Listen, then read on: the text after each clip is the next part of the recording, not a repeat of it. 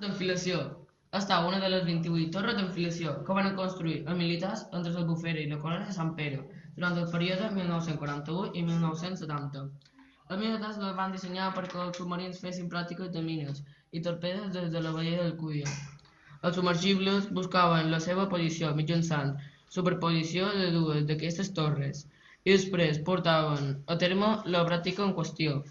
Aquí el seu nom, torres d'enfilació. Aquest obelisc està situat a la finca de Son Real, Santa Margalida, i més concretament davant l'illa de les Porres.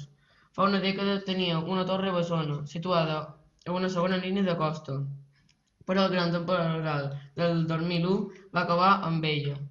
Originalment, les torres estaven numerades i pintades de blanc i vermell, colors que avui en dia poden intuir-se en alguns casos. Sempre se construïen en parella.